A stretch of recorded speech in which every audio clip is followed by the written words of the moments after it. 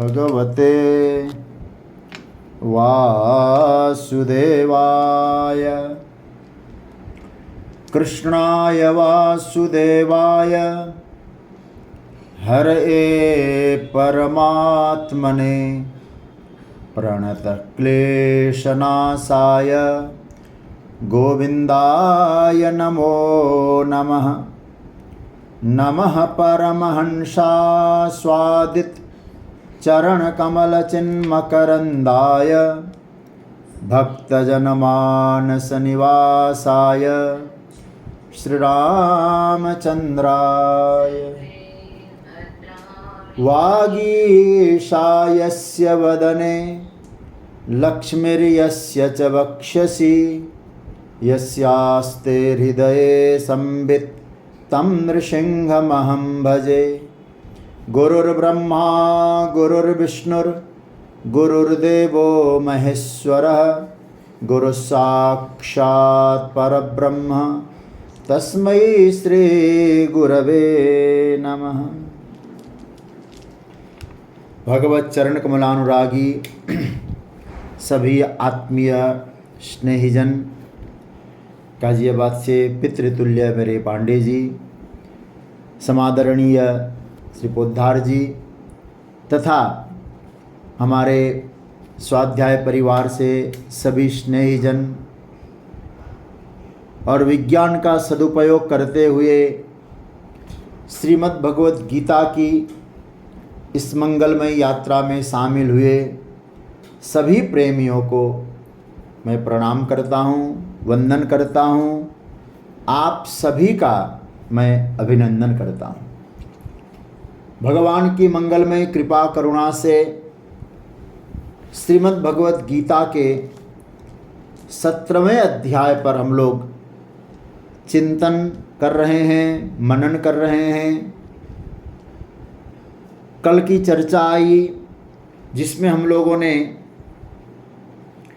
कि यहाँ मोक्षाकांक्षी भी मुमुक्षु जनों के लिए कौन सा कर्म है और क्या प्रारंभ करके जो यज्ञ दान तप आदि कर्म करते हैं, इस विषय में कल हम लोगों ने 25वें श्लोक का प्रारंभ किया था। 24वें श्लोक में भगवान ने ब्रह्मवादियों के कर्म की चर्चा करी। वे ब्रह्मवादी ओम इस शब्द का उच्चारण करके विधान पूर्वक विधि विधान से फिर सतत कर्म में प्रवृत्त होते हैं, ओम शब्द का उच्चारण करके। फिर 25वें श्लोक में कल हम लोगों ने चर्चा को प्रारंभ किया था, तो बात ये आई थी वहाँ कि भगवान एक कहते हैं कि तदित्य नभिसंधाय फलम यज्ञ तपक्रिया दानः क्रियाश्च विविधा क्रियन्ते मोक्षकांक्षिभिः। इस श्लोक पर हम लोग कल प्रारंभ किए थे।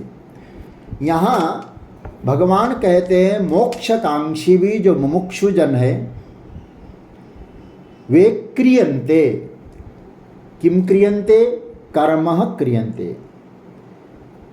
मोक्षकांक्षी लोग मुमुक्षु जन भी कर्म को करते हैं। कौन सा कर्म? बोले यज्ञ दान तप आदि कर्म ये मुमुक्षु भी करते हैं, विविध प्रकार से करते हैं। और लेकिन उनके कर्म में एक बहुत प्यारी बात भगवान ने कही, तत् शब्द का उच्चारण करते हैं और अनभिसंधाय। अनभिसंधाय का अर्थ होता है क्या? अनभिसंधाय फलम अनभिसंधाय, फल का अनुसंधान किए बिना ही वे कर्म में लगते हैं। पहले तो हम लोगों ने ओम देखा, अब कहते तत्, क्योंकि ओम तत्सत ये बात आई थी। जो तत् शब्द का एक तो अर्थ होता है वह, और तत् शब्द का कल मैंने बताया था सर्वनाम भी है और धातु रूप भी है। इसीलिए यहाँ ये सूत्र दिया जा रहा है जो सर्वव्यापक तत्व है उसी को यहाँ तत् कहा गया है। सर्वव्यापक कौन है? देखो, जो भगवान विष्णु का जो नाम है ना, विष्णु शब्द बना कैसे है? तो विष्णु शब्द बनता है जो व्यापक अर्थ में, तो व्यापक है जो सर्वत्र है वो तत् है। हालांकि तीनों नाम का हम लोग अनुसंधान करेंगे, ओम तत् सत, यदि गंभीरता से देखेंगे तो बात यह है, ये तीनों में ही बात एक ही आती है, परमात्मा। तो यहाँ जो मुमुक्षु जन है, पहले तो उस अस्तित्व को स्वीकार करते हैं। तत् मतलब सर्वव्यापक जो परमात्मा का अस्तित्व है, जो समष्टि रूप में परमात्मा व्यापक है, उसको वे स्वीकार करते हैं। तत् इति उच्चार्य, मैंने कल कहा था उच्चार्य पहले वाले श्लोक से ले आना। और फिर क्या कहते हैं, करते हैं वो, तत् इति उच्चार्य मोक्षकांक्षिभिः क्रिया क्रियन्ते। तत् मतलब तस्मै, उसके लिए, मुझे कुछ नहीं, मेरे लिए नहीं है, उस समष्टि के लिए मैं कार्य कर रहा हूँ, परमात्मा के लिए। जैसे हनुमान जी कहते हैं कि मैं कर तो रहा हूँ, लेकिन विश्व क्या है? सो अनन्य जाके असी मति न टरई हनुमंत, मैं सेवक सचराचर रूप स्वामी भगवंत। ये जो सचराचर जगत में जो कुछ है, ये परमात्मा का ही रूप है। मैं समष्टि की सेवा कर रहा हूँ, और समष्टि की सेवा जब मैं करूँगा तो फिर फल मैं व्यक्तिगत अपने लिए कैसे सोचूंगा? फलम अनभिसंधाय क्रियन्ते, तब ये शब्द यहाँ जुड़ जाएगा। तो अब कल हम चर्चा कर रहे थे मोक्षकांक्षी भी क्रिया क्रियन्ते, यहाँ तक की चर्चा बात हुई। मोक्षकांक्षी लोग भी क्रिया करते हैं। कौन सा क्रिया? बोले यज्ञ दान तपः, यज्ञ तपः क्रिया दान क्रियाश्च विविधा, ये करते हैं। देखिए कैसे करते हैं, तब इस बात को पकड़ना। फलम अनभिसंधाय क्रियन्ते, अनभिसंधाय फलम क्रियन्ते, करते हैं फल का अनुसंधान किए बिना। मैं ये कर रहा हूँ, इससे क्या लाभ होगा, उस पर सोचे बिना वो कर्म करते हैं। और मैं तो कई बार इस बात को कहता हूँ कथा में भी, जब व्यक्ति कर्म में प्रवृत्त होता है, संलग्न होता है, यदि वो व्यक्ति अपने कर्म का अनुसंधान न करके फल का अनुसंधान करेगा, फल पर अधिक चिंतित होगा, तो उसका कर्म बिगड़ेगा, और कर्म बिगड़ जाएगा तो फल भी बिगड़ जाएगा। तो क्रियन्ते, एक करते तो है, लेकिन करते वक्त फल पर उनका अनुसंधान नहीं होता है, कर्म में ही वो लगे रहते हैं। क्यों? क्योंकि मोक्षकांक्षी भी जो मुमुक्षु जन है, उनकी जो बुद्धि है वो फल से जुड़ी हुई नहीं होती है। ध्यान देना, कर्म करता कौन है?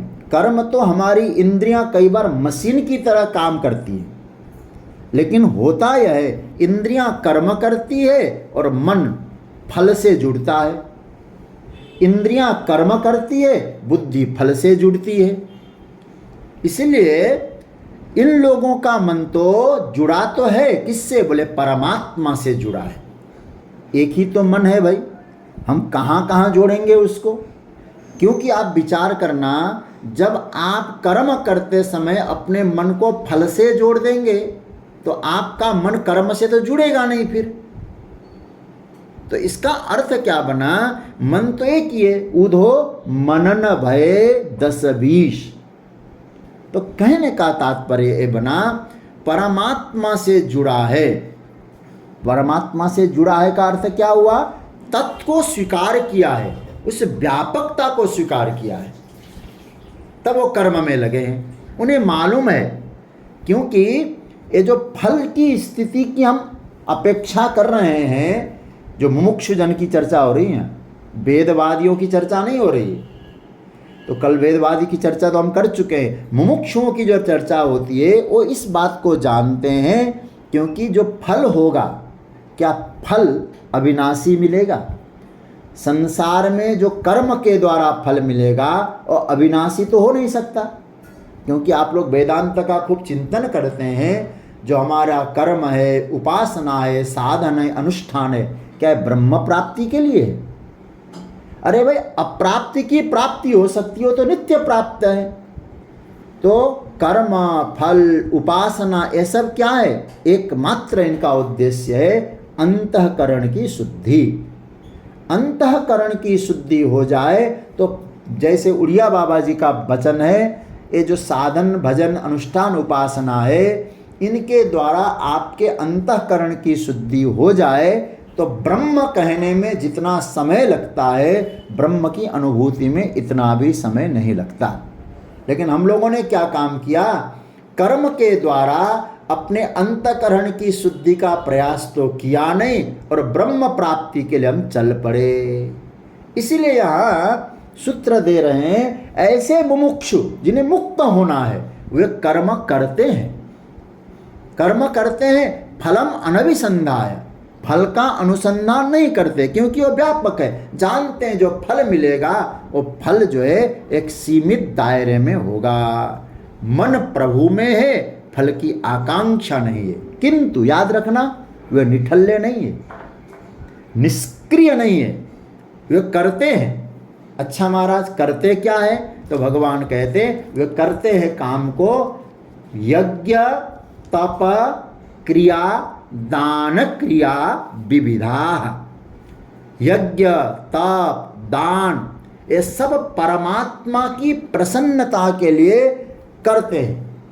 विविधा, यहाँ विविधा के दो अर्थ है, बहुत ध्यान से समझना इन श्लोकों को। विविधा जो शब्द भगवान ने यहाँ प्रयोग किया, इसके दो अर्थ है। मतलब जैसे दान, यज्ञ, तप, क्रिया, दान, क्रिया ये तो करते हैं, लेकिन अन्य विविधा क्रिया, अन्य अपि विविधा क्रिया ते क्रियन्ते, मोक्षकांक्षी भी क्रियन्ते। मतलब क्या हुआ? अन्य क्रिया क्या है?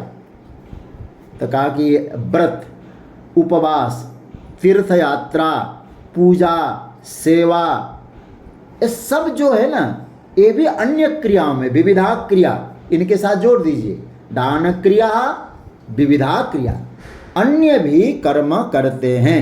कथा श्रवण है, तीर्थ यात्रा है, उपासना है, ये सब करते हैं। तो अब क्या बात बनी? लेकिन करते किस लिए? तो मुझे जब ये बात मैं चिंतन करता हूँ तो मुझे कपिल भगवान की बात याद आती है। तृतीय स्कंद में भगवान कपिल कहते हैं, मदर्थया कथामृष्टा कुर्वन्ति कथयन्ति च तपन्ति विविधास्तापा नैतान मद्गत चेतस। हे माँ, कपिल भगवान कहते हैं वे मदर्थया, आगे भगवान इसी आगे के श्लोक में कहेंगे कर्म चैव तदर्थीयम। भगवान यहाँ कह रहे हैं मदर्थया, यहाँ तदर्थीयम कहा है, वो 27वें श्लोक में तदर्थीयम की बात आएगी। भगवान ने यह कहा कि जो मुमुक्षु जन है माता, वे क्या करते हैं? मेरे लिए मदर्थया कथा, कैसी कथा? मृष्टा, मीठी कथा करते हैं, सुनते हैं, विभिन्न प्रकार के ताप तपते हैं। मई नैतान मद्गत चेतस, क्योंकि अन्यत्र उनका चित्त लगता ही नहीं है, केवल मेरे लिए करते हैं। तो एक अर्थ बना, सब करते हैं, कथा सुनते हैं, अंतःकरण की शुद्धि के लिए जितने भी कर्म हो सकते हैं वे विविधा, अन्य अपि विविधा क्रिया क्रियन्ते।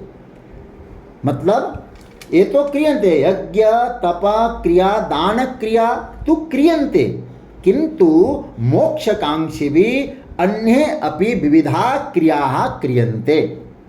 ये तो करेंगे, लेकिन अंतःकरण की शुद्धि के लिए अन्य जितनी भी क्रियाएं हो सकती है वे भी वो करते हैं। एक तो विविधा का अर्थ हुआ। दूसरा विविधा का अर्थ हुआ, विविधा क्रिया का अर्थ किया है, ये जो भगवान ने यहाँ कितने बातों की कही? यज्ञ, दान, तप, यानी यज्ञ, तप, दान, तीन चीज की चर्चा आ रही है। प्राय भगवान इन्हीं तीनों पर ध्यान दे बता रहे हैं। तो ये तीन कर्म करते हैं, लेकिन ये विविध प्रकार से इनको करते हैं। विविध प्रकार से मतलब क्या हुआ? विविध प्रकार के यज्ञ करते हैं। अब यज्ञ की जब विविध प्रकार की बात आती है तो मैं 5वां अध्याय आपको थोड़ा स्मरण दिलाना चाहूँगा। 4था अध्याय में तो भगवान ने यहाँ एक बहुत प्यारी बात कही है। मैं खोज रहा हूँ, हाँ 28वां श्लोक 5वें अध्याय का, गीता खोल लीजिएगा।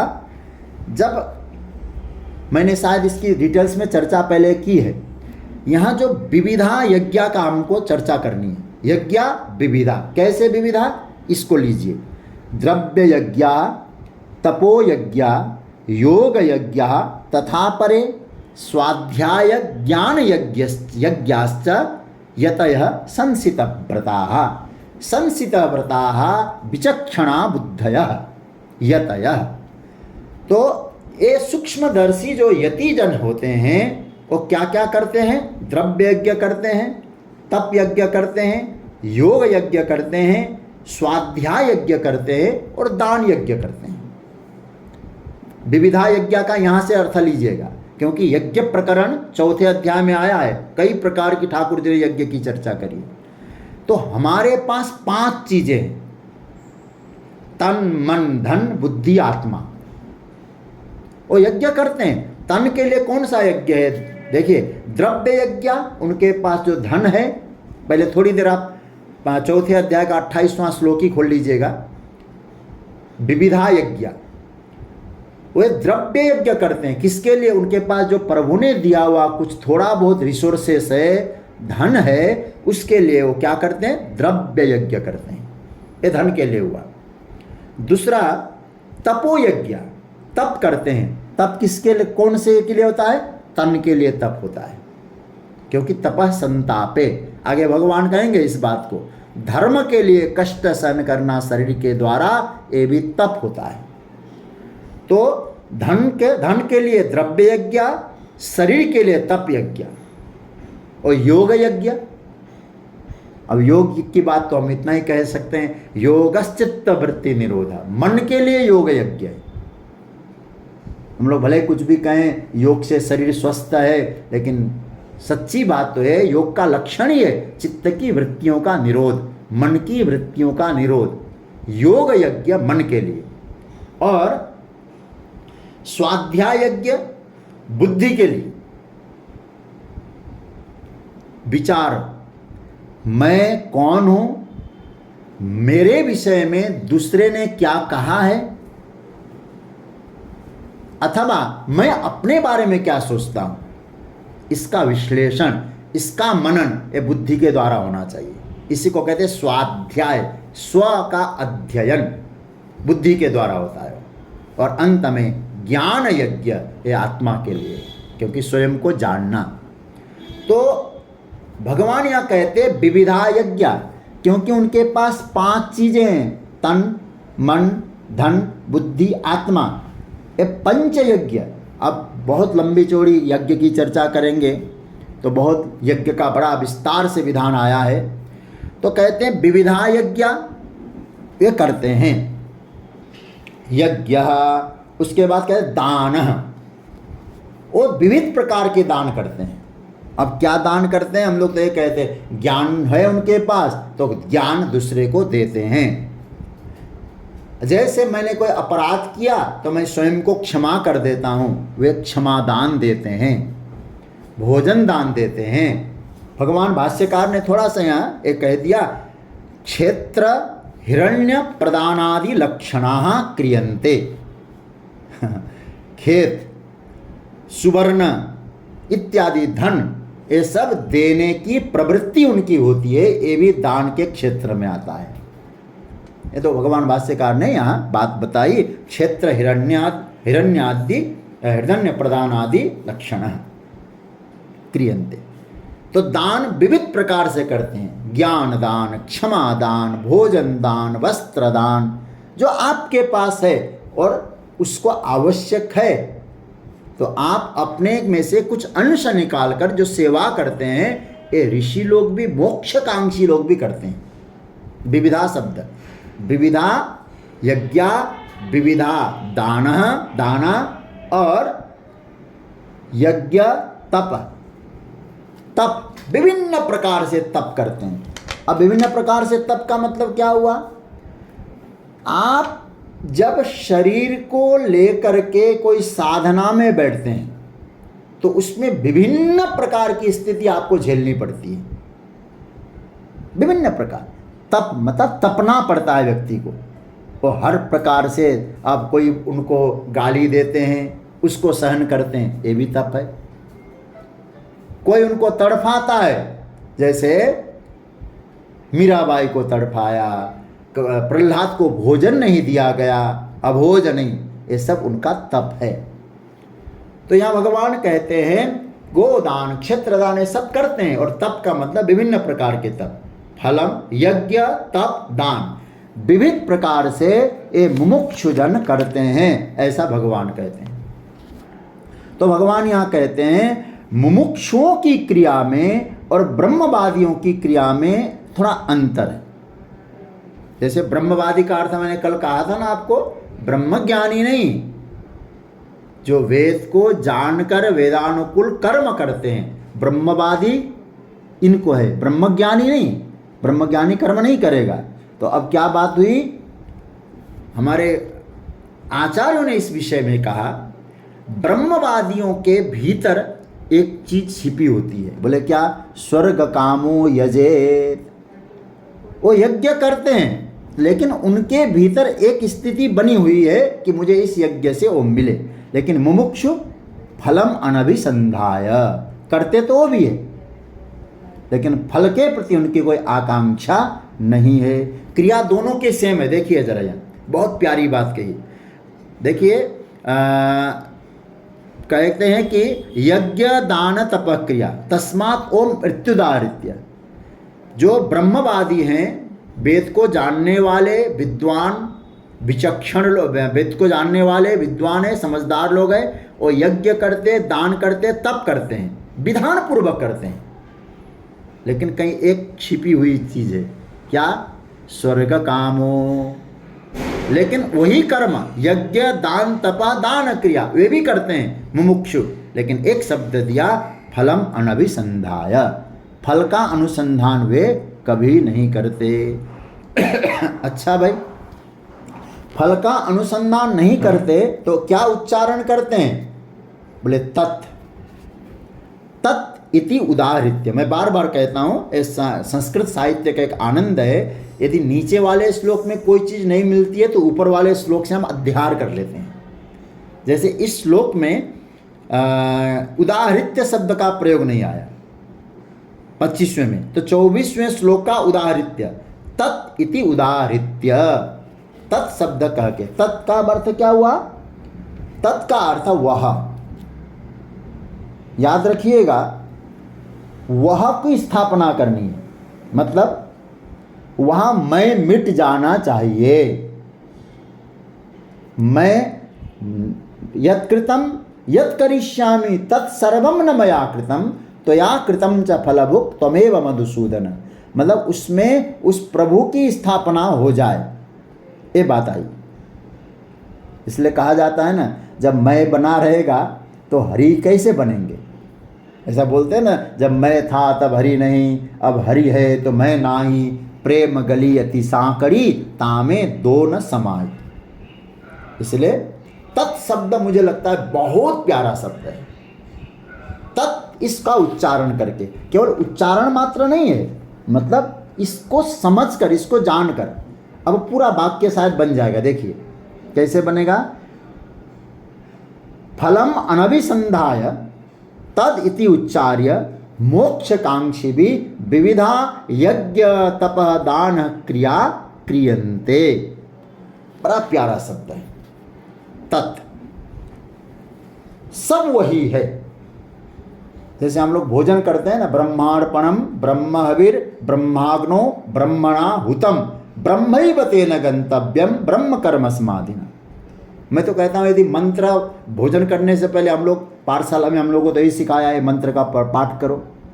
नहीं भी आता है ना, प्रार्थना जरूर करनी चाहिए, क्योंकि व्यापक दृष्टिकोण है ऋषियों की।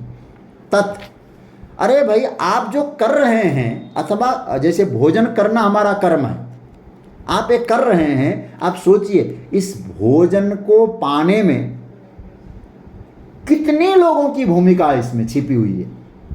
व्यापारी है, किसान है। अब वो किसान ने जब खेत में अनाज बोया, वहाँ महाराज कई बार ऐसे ऐसे कीड़े आते थे, तो वहाँ सर्प बिच्छू उन कीड़ों को काटते थे। तो क्या सर्प बिच्छुओं का हमारे ऊपर ऋण नहीं है? तो हम जो कुछ करते हैं हमारे ऊपर तो बहुतों का ऋण भरा हुआ है। हम लोग दवाई खाते हैं ना, ये दवाई को तैयार करने में अनुसंधान का जो प्रयोगशाला में अनुसंधान करते हैं लोग, प्रयोगशाला में, लेबोरेटरी में, तो पहले किसी पशु को कीड़े मकोड़े पर उस दवाई का प्रयोग करते हैं और सक्सेस होता है, तब हमारे ऊपर ला लेते हैं। तो वो जो दवाई हमारा, हम जीवनी शक्ति जिसको मान रहे हैं, अथवा जीवन मिल रहा है, रोग मिट रहे हैं, कितनों को मिटा के हमने पाया है। तो यज्ञ को आप सीधी, अब जैसे कई बार हम लोग देखते हैं घरों में छिपकली कितने कीड़ों को खाती है। तो इसका अर्थ यह है, जो कुछ हम करते हैं, जो कुछ हम खाते हैं, ये समझ लीजिएगा इस पर तो दूसरे ने बहुत उपकार किया है हमारे ऊपर। इसलिए तो भगवान तीसरे अध्याय में कहते, देवान भावयतानेन ते देवा भावयन्तु परस्परम भावयन्तः श्रेयः परमवाप्स्यत। देवताओं ने तुमको दिया है, तुम देवताओं को दो। मैं तो आज सोच रहा था एक चीज, हो सकता है मैं गलत हूं, ईश्वर की कितनी बड़ी कृपा हमारे ऊपर है। कोई मशीन आपके पास है और निरंतर चलती रहती है ना, वो मशीन कई बार घिस जाती है। फिर हम लोग क्या करते हैं, फैक्ट्री वाले भी करते हैं, बोले अभी तो मशीनों का रिपेयर चल रहा है, रिपेयर चल रहा है। आप सोचिए ये हमारी जीवा, मेरा विशेष करके हमको बहुत ज़्यादा बोलना पड़ता है, तो मैं समझता हूँ कि मेरी जीव ये कितनी चलती रहती है, बीच बीच में रिपेयर थोड़ी करना पड़ता है हमको। तो कृपा किस प्रकार से आ रही, थोड़ा विचार तो करें। इसलिए तत् उस व्यापक के लिए हम क्या कर रहे हैं? क्या हम केवल व्यष्टि के लिए जीते हैं कि समष्टि के लिए जी रहे हैं? इसलिए जीवन को केवल व्यष्टिगत न बनाएं, समष्टिगत बनाया जाए। इसलिए मुमुक्षुजन तत् का आश्रय लेते हैं। इसका मतलब उनका हर कर्म, चाहे यज्ञ हो, जप हो, दान हो, जो भी कर्म करते हैं वो समष्टि के लिए करते हैं। इसलिए हमारे ऋषियों ने एक बात सिखाई है, सर्वे भवन्तु सुखिनः, सर्वे सन्तु निरामया, सर्वे भद्राणि पश्यन्तु, माँ कश्चित् दुःख भाग् भवेत्। तत् के लिए करते हैं, सबके लिए। तो ये भाव यहाँ समझना चाहिए। तो भगवान ने यहाँ कहा, हे अर्जुन, मैं इसको करके मैं इसको आगे बढ़ना चाहूँगा। तस्मा तत् इति अनभिसंधाय, मतलब तद इति उदाहृत्य, उदाहृत्य ऊपर से लाइए। तत् मतलब तत् शब्द जो व्यापक परमात्मा है, उनका नाम ले करके, उनका उच्चारण करके फलम अनभिसंधाय, फल का अनुसंधान से रहित हो करके, मोक्षकांक्षी भी, मुमुक्षु के द्वारा यज्ञ, तप, दान, विविध प्रकार की क्रियाएं की जाती है, क्रियन्ते, ये भाव आया है। अब शायद दिक्कत नहीं आएगी इसमें। अब नीचे आइए, अब इन दो श्लोकों में, 26वें श्लोक में और 27वें श्लोक में सत शब्द का प्रयोग भगवान ने कई जगह किया है। कहाँ कहाँ सत का प्रयोग करना पड़ेगा, कहाँ कहाँ किया जाता है। 24वें श्लोक में ओम, 25वें श्लोक में तत् और 26वें और 27वें श्लोक में सत का प्रयोग है। सत की कहाँ कहाँ प्रयोग होता है, अब आइए, भगवान ने बहुत प्यारी बात कही है। तो इस श्लोक का पहले उच्चारण करते हैं। 26वां, सद्भावे साधुभावे च सदित्येतत् प्रयुज्यते प्रशस्ते कर्मणि तथा सत्शब्दः पार्थ उज्युज्यते सद्भावे साधुभावे च सदित्येतत् प्रयुज्यते प्रशस्ते कर्मणि तथा सत्शब्द पार्थ युज्यते। इसका अन्वय पहले देख लीजिएगा। सत् इति एतत् सद्भावे च साधुभावे प्रयुज्यते तथा पार्थ प्रशस्ते कर्मणि सत्शब्द युज्यते। बहुत सरल है। अब इसको अर्थ देखें। सत् इति, सत् इति शब्द से अर्थ है इस प्रकार। एतत्, एतत् मतलब यह जो परमात्मा का नाम है सत, सद्भावे, सद्भाव में सत्य भाव में। अभी इसका बहुत सद्भाव किसको कहा गया उसकी चर्चा करेंगे। सत्य भाव में च और साधु भावे श्रेष्ठ भाव में प्रयुज्यते, प्रयोग किया जाता है। मतलब क्या बना? सत शब्द सत्य भाव में और श्रेष्ठ भाव में प्रयोग किया जाता है। च मतलब तथा और पार्थ, हे अर्जुन, प्रशस्ते कर्मणि, बहुत प्यारा शब्द है, मुझे इतना प्यारा लगा ये शब्द पढ़ के। प्रशस्ते कर्मणि, जो उत्तम कर्म है उसमें भी, अब उत्तम कर्म क्या है उसकी चर्चा करेंगे। उत्तम प्रशंसनीय कर्म में भी सत शब्द युज्यते, सत शब्द का प्रयोग होता है। तो 3 सूत्र पहले आप लोग इसको या तो इसी में अंडरलाइन कर लीजिए या लिख लीजिएगा। मतलब सद्भाव, साधु भाव और प्रशस्त कर्म, भगवान ने 3 जगह सत को जोड़ा है।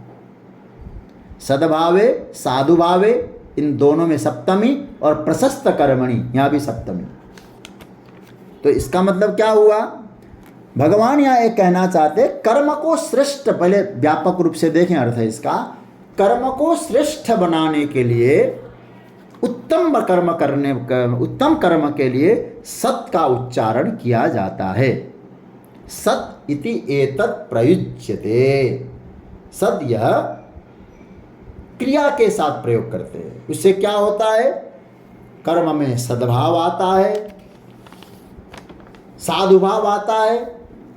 क्रिया, साधुभाव का अर्थ सुंदर हो जाती है वो क्रिया, और प्रशस्त कर्म में, उत्तम कर्म में सत को जोड़ना चाहिए।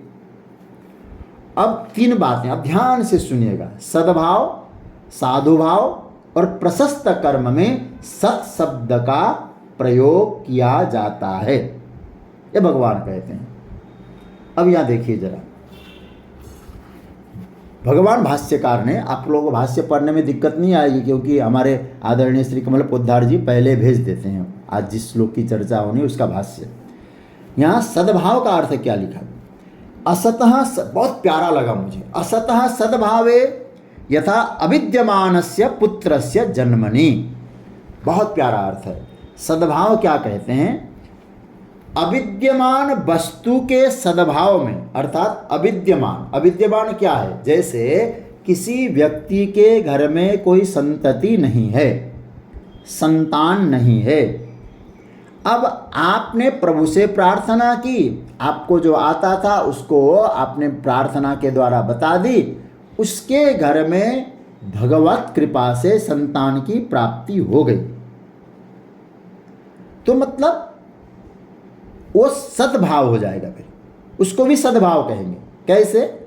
क्योंकि किसी व्यक्ति के पास कल्याणकारी वस्तु नहीं है, वो कल्याणकारी चीज उसको मिल जाए, उस कल्याणकारी चीज में आप सद लगा सकते हैं। कैसे? वो पुत्र सदाचार बनेगा, सदाचार बना और सदाचार बन के माता पिता की सेवा की और पुत्र धर्म को निभाया। क्या निभाया? पुत्र धर्म क्या होता है? पुत्र धर्म के बारे में कहा, जीवतो वाक्य करणात्, जब तक माता पिता का जीवन था उनके वाणी का आदर किया। क्षयाय भूरि भोजनात्, उनका जो उनका परम धाम जाना हुआ, फिर महाराज यथोचित सत्कार किया, संस्कार किया। और समय मिलता है, गयायाम पिंडदानाच्च त्रिभिर पुत्रस्य पुत्रता, फिर वो गया में पिंडदान उसने किया। तो पुत्र को 3 काम करना चाहिए। जीवित है पिता, उनकी आज्ञा का पालन करे। माता पिता चले गए तो उनके लिए दशगात्र विधान से खूब प्रेम से करना चाहिए काम। एक कभी नहीं कहना चाहिए भैया हमको तो वहाँ जरूरी अटेंड करना था, पंडित जी 2 दिन में ही हमारा काम निपटा दो। हाँ, ऐसा नहीं होता है भाई। अब आजकल चल पड़ा है 11 दिन का काम 3 दिन में किया जा रहा है, ये नहीं होता है। यदि वो कल्याणकारी है बेटा और आपके प्रार्थना से वो प्रकट हुआ, अविद्यमान था पहले, अविद्यमान हुआ, तो उसके लिए आप सत शब्द का प्रयोग कर सकते हैं। ये भाष्य में उन्होंने अपना बहुत प्यारा दिया है। दूसरा मतलब अब उनके यहाँ जो आया तो आपको क्या समझ, प्रभु के नाम से, प्रभु की प्रेरणा से उनके यहाँ संतति का प्राकट्य हुआ। तो आपको क्या करना चाहिए, प्रभु के प्रति कृतज्ञ होकर के कहना चाहिए प्रभु तुम जो करते हो सही करते हो, तुम ही सत हो। क्योंकि कर्म जितने भी होता है ना सत में विवर्त होते हैं। अब थोड़ा वेदांत पर भी आप लोग इतना दिन से सुन रहे हैं, कर्म सत में विवर्त है, ज्ञान समझदारी ये चित्त में विवर्त है, और सुख ये आनंद में विवर्त है। तो ये तो बात आप सब जानते हैं वेदांत में। तो इसका मतलब ये सद्भाव। दूसरा साधु भाव। अब ये बहुत प्यारी बात आई है, मुझे बहुत अच्छा लगा, इसीलिए मैं भाष्य ही पढ़ के सुना रहा हूं। असद्वृत्तस्य असाधु सद्वृत्तता साधु भाव तस्मिन् साधु भावे। सत शब्द साधु भाव में कैसे प्रयोग किया गया है, जैसे कोई आप ठीक है आपने उसके यहाँ जो संतान को तो देखा नहीं, आपने प्रार्थना की तब संतान हुआ ऐसा भी नहीं, लेकिन क्या हुआ किसी व्यक्ति का जो संतान है ना वो दुराचारी हो गया, असद्वृत्तस्य असाधो दुराचारी हो गया।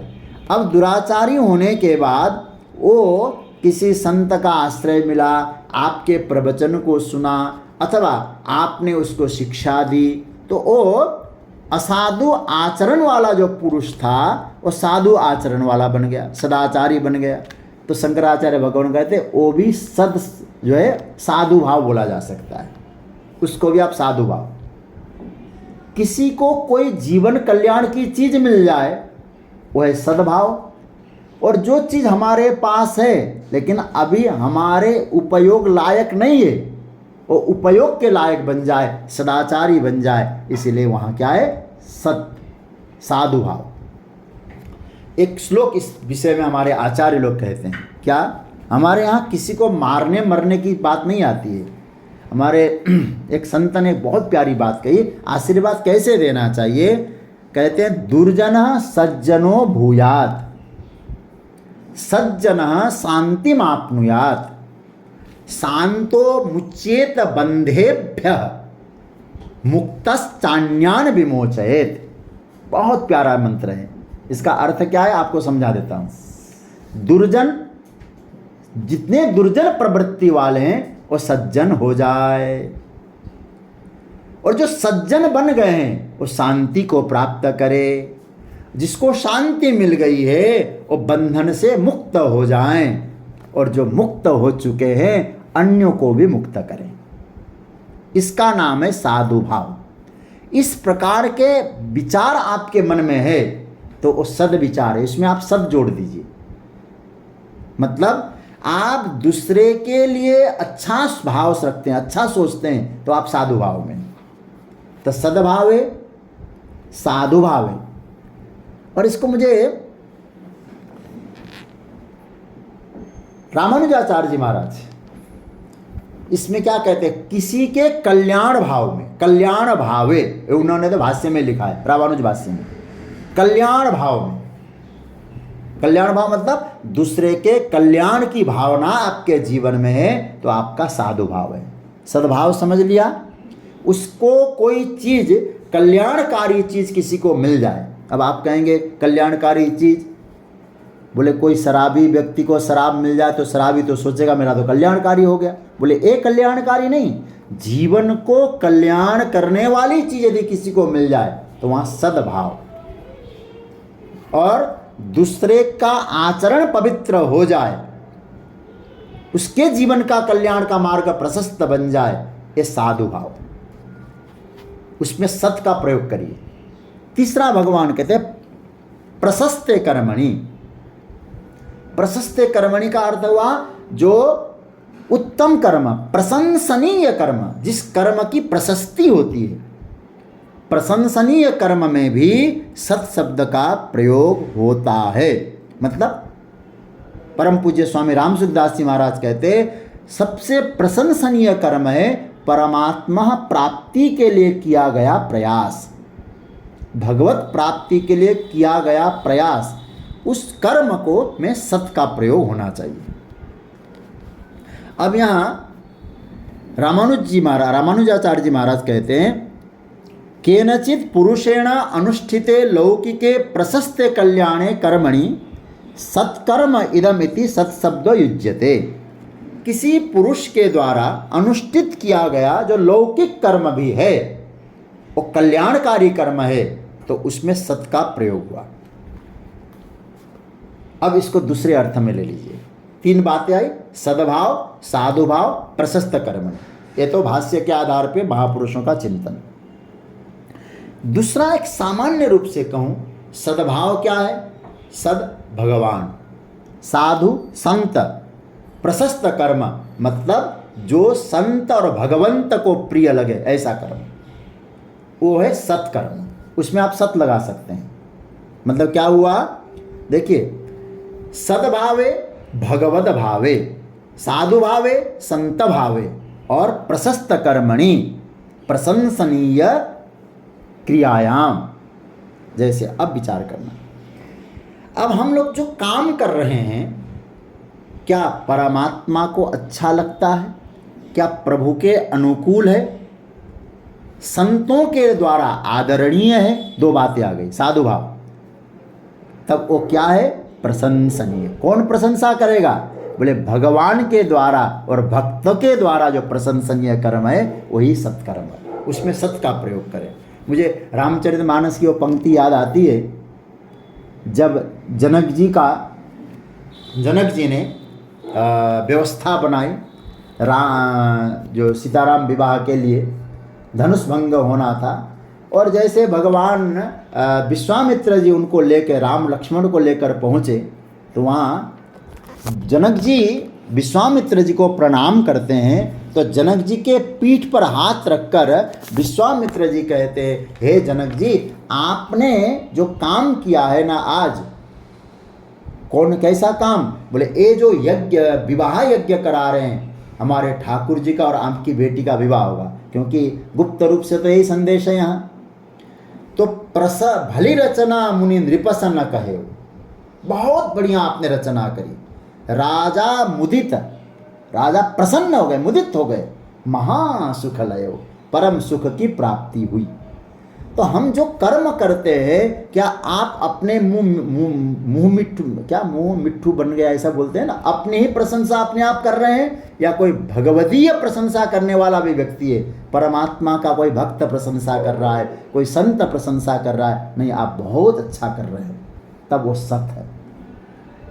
नहीं तो आप जो करेंगे, मैं अपने दृष्टि से तो मैं अच्छा ही कर रहा हूं, लेकिन भगवान के अनुकूल हो और संतों के द्वारा प्रशंसनीय हो। भगवान कहते हैं सद्भावे साधु भावे च सदित्येतत् प्रयुज्यते प्रशस्ते कर्मणि तथा सत्शब्द पार्थ युज्यते। ये भाव है। अब भगवान यहाँ कहते हैं सत्शब्द का प्रयोग एक जगह और होता है। कहाँ होता है? अब ये भी बहुत प्यार से हमको विचार करना होगा। देखिए 27वां मंत्र, यज्ञे तपसि दाने च स्थितिः सदिति चोच्यते कर्म चैव तदर्थीयं सदित्येवाभिधीयते। ओम तत्सत में सत का यहाँ भगवान यहाँ उपसंहार करते हैं। देखिए क्या है अर्थ?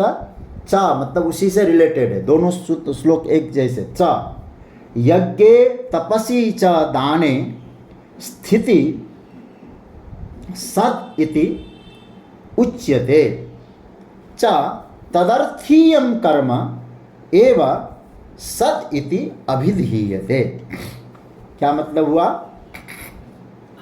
हे अर्जुन, यज्ञ तपसी च दाने, यज्ञ तप और दान में स्थिति, जो उस यज्ञ तप और दान की जो स्थिति है, स्थिति का अर्थ होता है बल, सत्व, स्थायित्व जो है, उसको क्या कहा जाए? एवं सत, वह भी सत, इस प्रकार से कही जाती है। यज्ञ तप दान, इनमें स्थिति, अभी स्थिति की चर्चा करूंगा मैं। च मतलब और, तदर्थीयम, तदर्थीयम पर ध्यान देना, तदर्थीयम उस परमात्मा के लिए किया हुआ कर्म भी सत इति अभिधीयते, सत ऐसे कहा जाता है। मतलब यज्ञ दान तप, इसमें जो सत्व है वो भी सत है, और परमात्मा की प्रसन्नता के लिए किया गया कर्म भी सत है। तो अब यहाँ इसका अर्थ तो समझने में दिक्कत नहीं आनी चाहिए। यज्ञ तप दान क्रिया में जो स्थिति है, जो आपका सत्व है, निष्ठा है, उसे भी सत कहा जाता है, और परमात्मा के लिए किया गया कर्म भी सत ही कहलाता है। ये सत की व्याख्या है। यहां भगवान 3 को ले रहे हैं। 3 को ले रहे हैं का मतलब यज्ञ तपसी दाने च, 3, यज्ञ तप और दान। आप 4 भी ले सकते हैं, क्योंकि गीता का 17वां अध्याय में 4 चीजों का विवेचन हो चुका है। आप लोगों को याद है ना? एक है आहार, आहार को भी ले लीजिएगा।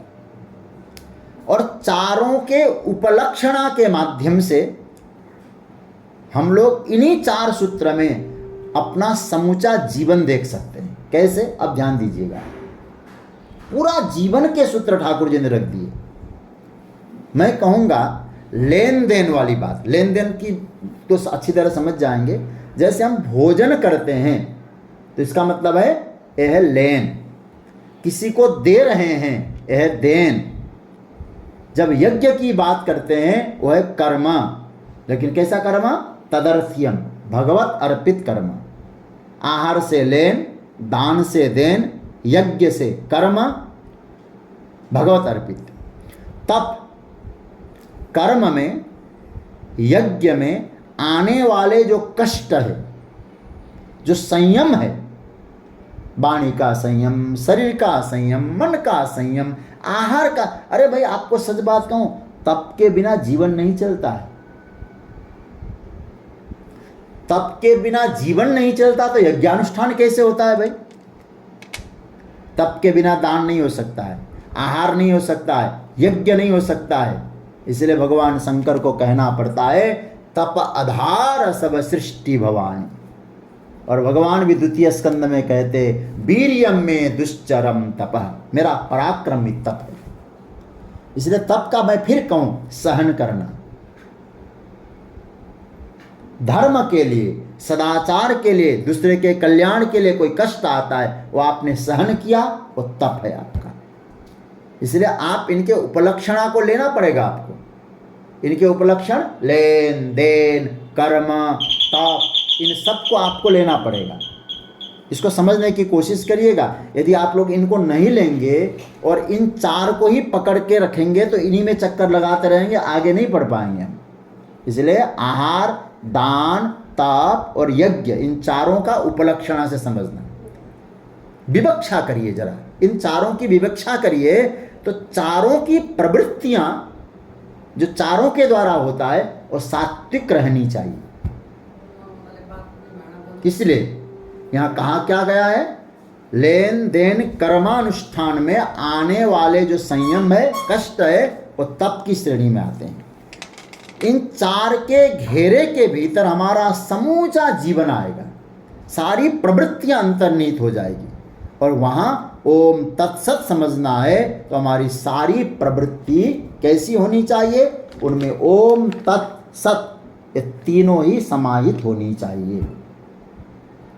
तो इन तीनों में जो क्या स्थिति है, भगवान यहां कहते हैं ना यज्ञ तपस्वी दाने च स्थिति। स्थिति का अर्थ क्या है?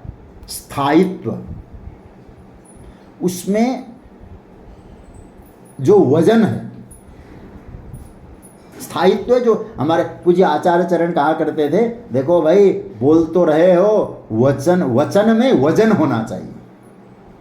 स्थायित्व मतलब आप तप कर रहे हैं, यज्ञ कर रहे हैं, दान कर रहे हैं, आहार कर रहे हैं, वो वजन हो।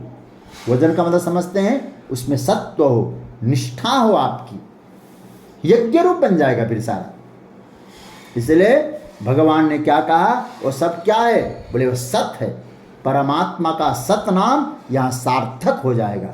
इन चारों को आप सात्विक बनाएंगे तो सत सत इति उच्यते। यज्ञ तपसी दाने च स्थिति, यहाँ स्थिति पर केंद्रित हैं आप लोग। किसकी, बोले यज्ञ तप और दान की स्थिति, वह सत है। लेकिन आगे कहते हैं कि ये सात्विक हो। दूसरा आगे भगवान क्या कह रहे हैं, कर्म चैव तदर्थीयम। ये बहुत प्यारी बात है। जो तदर्थीयम कर्म है तदर्थीयम का अर्थ क्या है, ईश्वरार्पितम कर्म इति एतत्।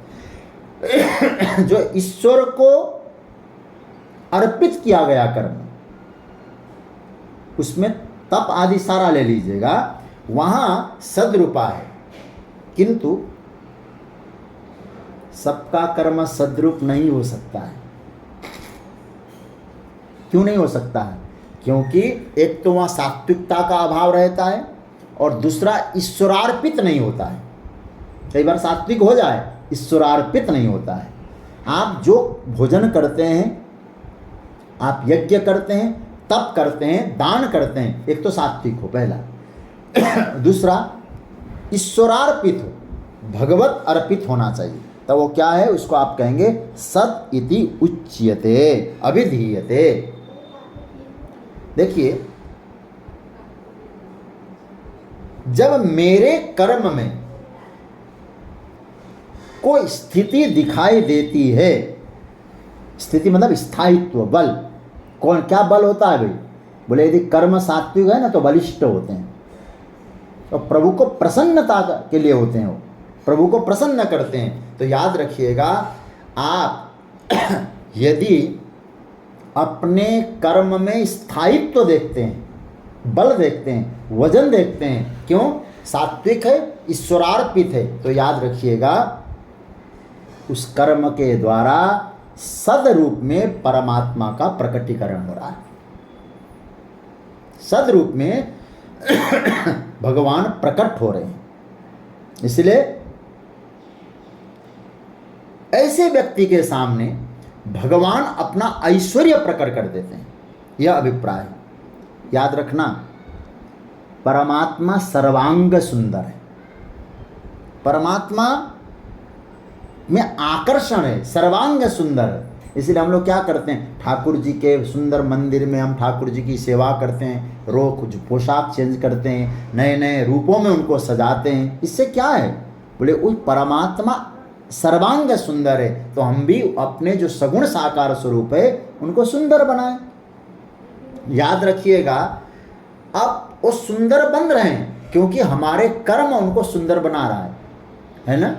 तो अब क्या सोचना चाहिए, परमात्मा हमने जो आपका श्रृंगार किया, आप सुंदर लग रहे हैं, तो ऐसा क्यों न हो, हम जो कर्म कर रहे हैं, यज्ञ दान तप, ये सब कर्म है, वो भी ऐसे सुंदर बन जाए कि उन सुंदरता को देखकर ही आप अपने सत्स्वरूप में प्रकट हो जाएं और प्रकट होकर कहें तुमने बहुत अच्छा काम किया।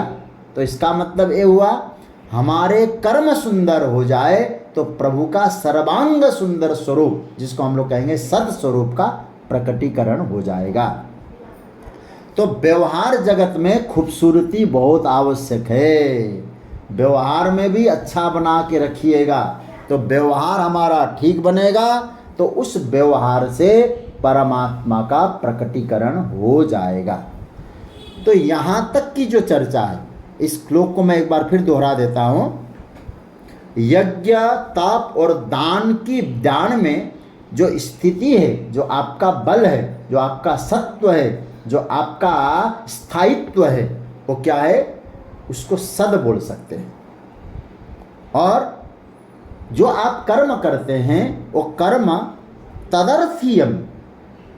अब जैसे मैं बार बार कहा करता हूँ, हम हाथों से कर्म कर रहे हैं, आप इस पर सोचिएगा जरा, हमारे हाथ ठीक है तो ही तो कर पा रहे हैं। अब इस हाथ में, हमारे यहाँ तो वेद में कहा अयम में हस्तो भगवान, यदि थोड़ी सी भी कुछ इधर उधर हो जाए, हम एक चीज उठा नहीं पाते। हमारी बुद्धि कुछ सोच रही है, इसका मतलब क्या हुआ, परमात्मा शक्ति दे रहा है, सोचने का सामर्थ्य दे रहा है। अब हमारा ऐसा ठोकर लग जाएगा, पूरी विस्मृति हो जाती है। ऐसे कई लोगों को मैंने देखा। तो हमारी इंद्रियों के द्वारा जो कर्म हो रहा है, क्या ईश्वर की सत्ता के बिना, उस परमात्मा सत्ता के बिना हम लोग कुछ कर पाते हैं? तो नहीं कर पा रहे हैं। तो उन्हीं में ही कर्म हो रहा है। तो उन्हीं में जब कर्म हो रहा है तो उन्हीं के द्वारा हो रहा है। तो हमको क्या समझना है, हम तो भगवान के हाथ के औजार हैं। अब औजार, मैंने कल भी संकेत में कहा था, औजार यदि कुछ करता है तो औजार की महिमा ज्यादा होती है कि औजार चलाने वाले की महिमा ज्यादा होती है? जिसके द्वारा औजार चल रहे हैं उसकी महिमा ज्यादा होती है। तो परमात्मा है मालिक, हम में उसके औजार, और परमात्मा हमारे माध्यम से कुछ करा रहा है, तो ये समझ लीजिएगा करने और कराने वाला ईश्वर है। तो उसके द्वारा जो कर्म हो गया तो हम अपना कैसे कह सकते हैं? इसलिए भगवान कहते यदि कर्म में सत तत्व डालना है तो आपको तदर्थीयम, क्योंकि उसके द्वारा ही संपन्न हुआ है। हम लोग सामान्य एक भोग भी लगाते हैं ना भगवान को, तो हम क्या बोलते हैं, त्वदीयम वस्तु गोविंद तदर्थीयम तुभ्यमेव समर्पय। अब आप विचार करें, क्या आप लाख चाहें, जो अनाज आप भगवान को भोग लगा रहे अन्न, क्या आप उस अन्न को तैयार कर सकते हैं? अन्न अब सूर्य के द्वारा रोशनी, वरुण के द्वारा जल, ये कैसे आया है? तो इसका मतलब है हमारे द्वारा जो कर्म हो रहा है, हम ईश्वर के हाथ के औजार हैं। तो फिर औजार थोड़ी मालिक हो सकता है। तो क्या करना है, जो कर्म तैयार हुआ है उसको सत्व प्रदान करना है, सत्तत्व उसमें डालना है। तो आपको एक काम करना पड़ेगा। ये कर्म क्या है? बोले तदर्थीयम, ये उसके कर्म है। मदर्थीयम बिल्कुल नहीं होना चाहिए इसमें, तदर्थीयम, तदर्थीयम कर्म।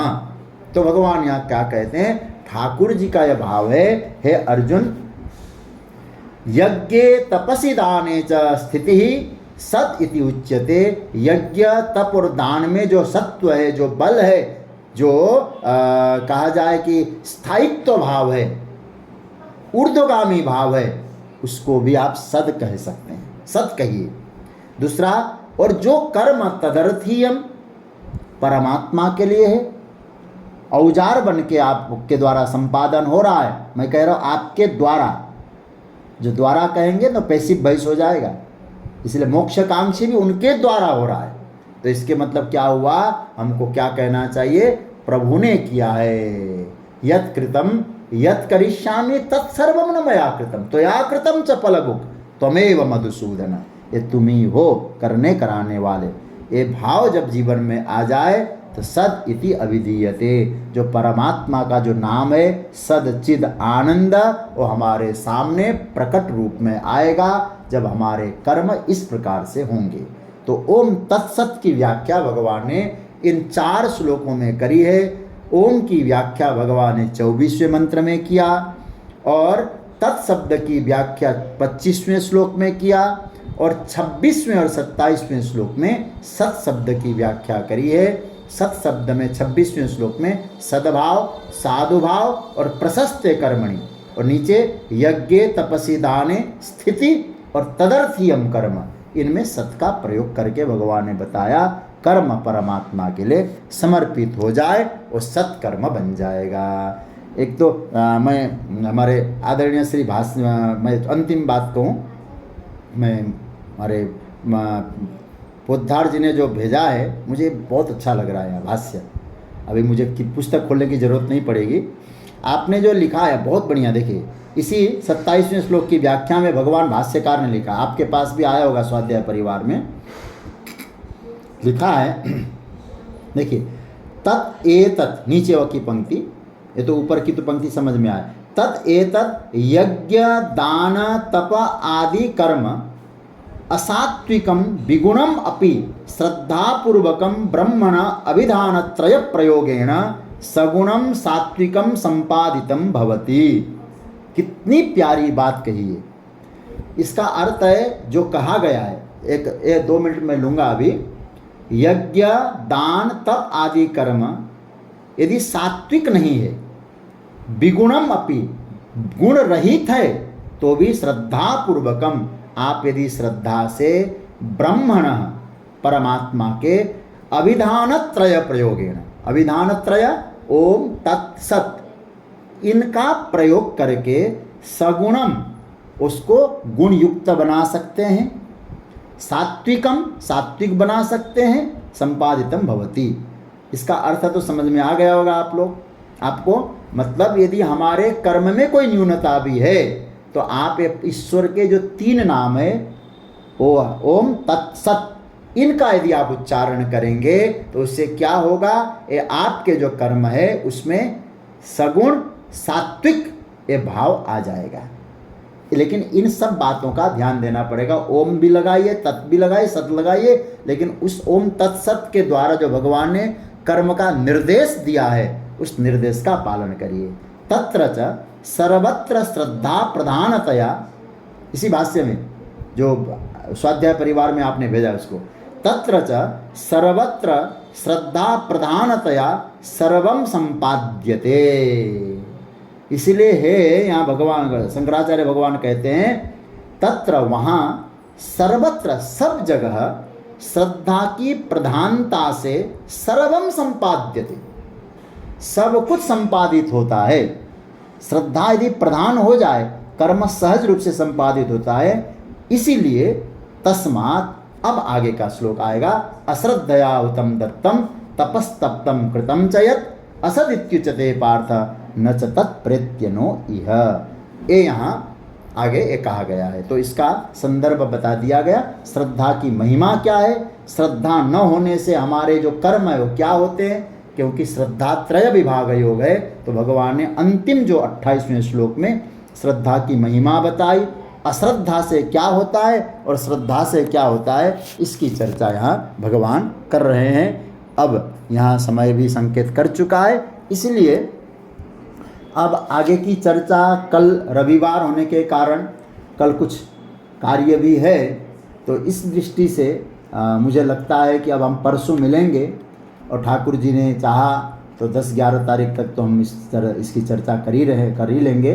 तो अब जो है आज यहाँ चर्चा को विराम देंगे। मेरा प्रयास रहेगा सोमवार को ये अध्याय पूरा कर लेंगे, मंगलवार से 18वें अध्याय में जितने दिन तक हो सके एक यात्रा तो चालू कर ही देंगे।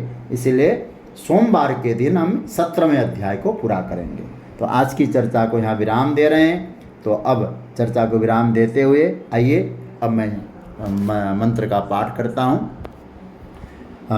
कृष्णाय वासुदेवाय